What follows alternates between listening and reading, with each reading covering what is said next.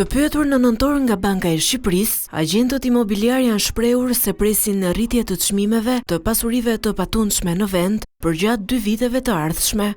Sipas vërtimit të Bankës Qendrore, çmimet e pronave në vend në vitin 2024 u rritën me 44.5%, ndërsa numri më i lartë i shitjeve të realizuara në periudhën korrik-dhjetor ishte për prona në zonat më të preferuara të qytetit. Ndërkohë, në Tiranë, aty ku shtrenjtimi ishte më i fortë, me 56% në terma vjetor, agjentët veçojnë si fenomen numrin e lartë të shitjeve në zonat periferike të kryeqytetit, çka ka sjellë edhe shtrenjtim të çmimeve përtej qendrës.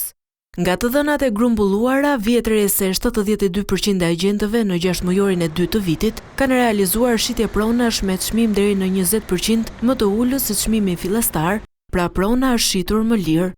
Sipas agjentëve, rreth gjysma e pronave për banim dhe atyre për përdorim tregtar të shitura prej tyre janë blerë me hua bankare që në pjesën ndërmuese të rasteve kanë mbuluar deri në 60% të vlerës.